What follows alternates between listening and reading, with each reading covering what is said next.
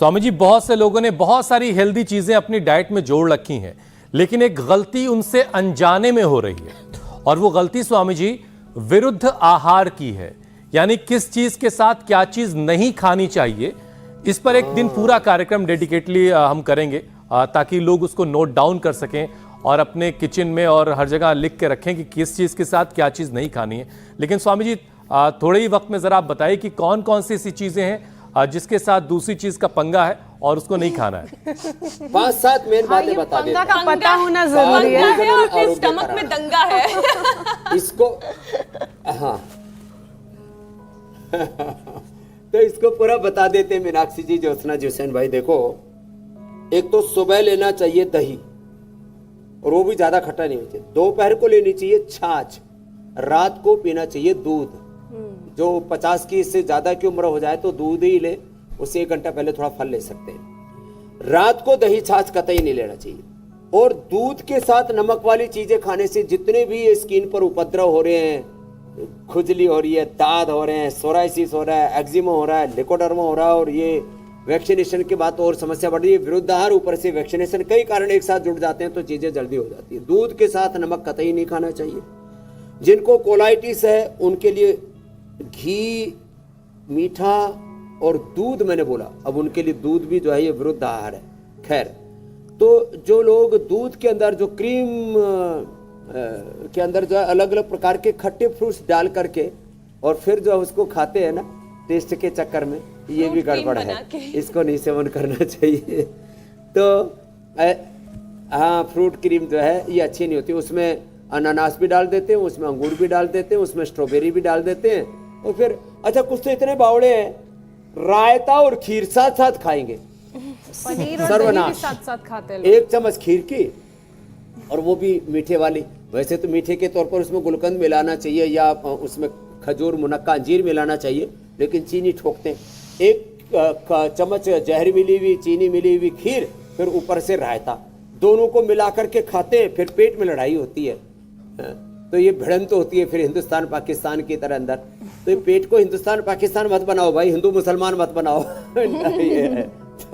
बहुत लड़ाई झगड़ा हो रहा है आजकल पॉलिटिक्स के नाम पर भी। तो दूसरी बात बीच में आ गई। तो ये विरुद्ध आहार ठीक नहीं है। वैसे हिंदू मुसलमान तो एक दूसरे के विरोधी नहीं है, हम एक ही ईश्वर की संतानें हैं, एक ही खुदा अल्लाह ऑलमाइटी गॉड भगवान कहो। नाम भेद होने से लोगों ने, लेकिन यहाँ गुण भेद जरूर है। दूध देखो, एक ही कुल से हैं दूध और दही छाछ, लेकिन उनके गुण धर्म अलग अलग हो गए। तो ये मामला थोड़ा ज्यादा डीप हो जाएगा। बस इतना ही बहुत है कि हमको खाने के बाद पानी, ये विरुद्धाहार के अंतर्गत ही आता है। तो खाने भोजनांते विषमवारी, इन और जिनको दर्द है उनको खट्टी चीजें, बहुत भारी चीजें, ये गड़बड़ है। खटाई दर्द में, वात रोगों में, चिकनाई कफ रोगों में, और पित्त रोगों में, एसिडिटी के अंदर मसाले। और आजकल तो मसालों का घोटाला, भाई घोटाला बड़ा मामला चल रहा है, इनसे भी तौबा तौबा बचने। अच्छा स्वामी जी, इससे पहले कि अगला विषय ले, एक चीज और जरा समझाइए। बहुत आम सी बात चुकी है, वाटरमेलन का बड़ा इस्तेमाल आजकल हो रहा है, तरबूज जिसे कहते हैं। हम लोग घर में अक्सर ये सुनते रहे स्वामी जी कि ये 4 से 5 के बीच में खाना है, शाम के वक्त खाना है, बहुत देर रात को नहीं खाना है। तो ये तरबूज खाने का क्या कोई समय है क्या? फल ही जोड़ लीजिए। हाँ, बहुत सारी चीजें हैं, उसमें तरबूज एक खास है। हाँ। तरबूज में ज्यादा दिक्कत नहीं है, तरबूज सुबह सुबह खाओ। हाँ, 2-3 फ्रूट्स के बारे में है। एक तो केला रात को नहीं खाना चाहिए, उससे कफ ज्यादातर लोगों को हो जाता है। और मूली रात को नहीं खानी चाहिए, उससे तो बहुतों के तो पैर ही उखड़ जाते हैं, पूरा शीर्षासन हो जाता है, और कई बार तो मौत तक हो जाती है। और दूध के साथ भी, दूध के साथ मूली, दूध के अब देखो, मूली का रायता तो बना सकते हैं, दूध के साथ मूली खा के देखो, आज ही गड़बड़ ना हो जाए। तो दूध के साथ मूली आदि का सेवन ये ठीक नहीं है। और कोई नहीं देखे भाई, ये वाला काम मत देखिए। सारे फ्रूट्स रात को खाए जा सकते, केला खाना हो तो थोड़ा खाना। तो बस इतना ही है। अच्छा स्वामी जी, अगले विषय की तरफ मैं बढ़ती हूँ। कहते हैं कि खाने की एक चीज से खाने की एक चीज से अगर एलर्जी हो तो इम्यूनिटी वीक हो जाती है। योग के बाद अब प्राणायाम का भी अभ्यास करवा दीजिए, ताकि अगर इम्यून सिस्टम में थोड़ी भी कहीं कमजोरी रह गई है तो वो मजबूती मिले और शरीर का जो डिफेंस है वो सही तरीके से काम करे। एक तो इम्यूनिटी के लिए जो जवान हैं उनको तो ये करना चाहिए, ये 100 बार, और 100 बार करने में 2 मिनट लगते हैं। इसको मिश्र दंड कहते हैं या हनुमान दंड कहते हैं।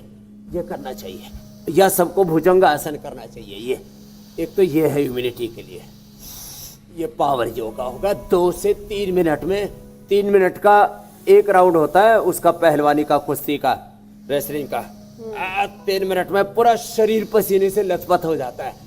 तो 3 मिनट ये करने, एक राउंड 2-3 मिनट का भुजंगासन का या दंड का। अब 3 मिनट का एक राउंड मैं बता देता हूं प्राणायाम का। देखो ये